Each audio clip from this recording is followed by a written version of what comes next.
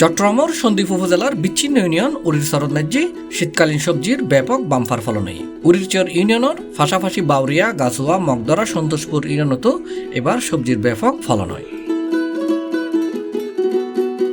আর এসব সবজি চাষে এবং আগাম শীতকালীন সবজি বাজারত আনিত পারিয়ারে প্রচুর লাভবানর কৃষকল।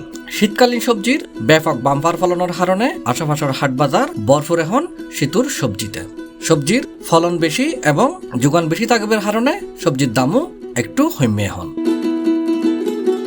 সন্দ্বীপ উপজেলার কৃষি অফিস সূত্রে জানা গিয়ে এবার যে সবচেয়ে বেশি ফলনই সন্দ্বীপুর বাউরিয়া ইউনিয়নের 5 নম্বর ওয়ার্ডত। এডে শাকসবজির মধ্যে মূলো, ছই, বাইউন, হদু, লাল শাক, পালং শাক, পুঁই শাক, করলা, জিয়ে এবং ঢেঁড়স প্রচুর পরিমাণে উৎপাদন হয়। ভেন্ডিতে আলহামদুলিল্লাহ বাম্পার ফলন হয়েছে। এবার ভেন্ডিতে অনেক টাকা বিক্রি হয়েছে অলরেডি। আমি প্রায় 1-1.5 লাখ টাকার উপর ভেন্ডি বিক্রি হয়ে গেছে অলরেডি। এখনো তো আরও আছে। ভেন্ডি আমরা প্রায় 50-60 টাকা রেট পেয়েছি। এখন অলরেডি 50 টাকা করে আমরা ব্যাপারীকে দিচ্ছি আর কি। কত একর জমিতে এই শশাগুলো করা হয়েছে?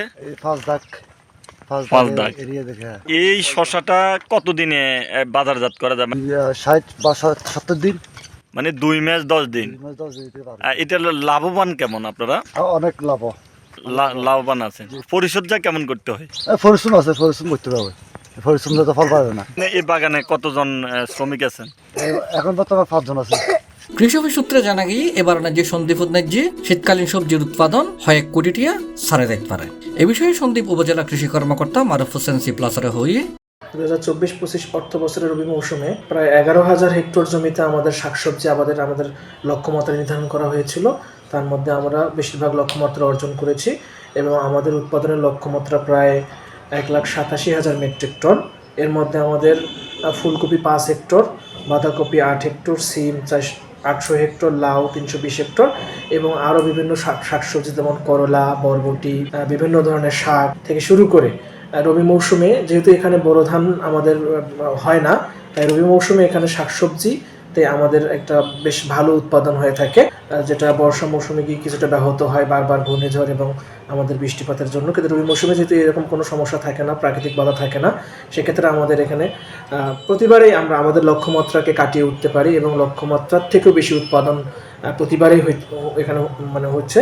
এবং আমাদের কৃষি সম্পদ অধিদপ্তর এবং উপজেলা কৃষি অফিসের পক্ষ থেকে আমরা কৃষককে সার্বক্ষণিক সহযোগিতা দিয়ে যাচ্ছি।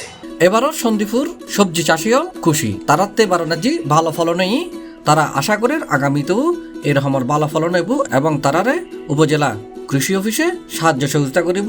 আর সরকারি প্রণোদনা পাইলে এই সবজির চাষ ভবিষ্যতে আরো বাড়িব এবং তারা বাজার ন্যায্য সবজির চাহিদার যোগান দিতে পারবে বলে আশাবাদী। C+ TV, Chittagong.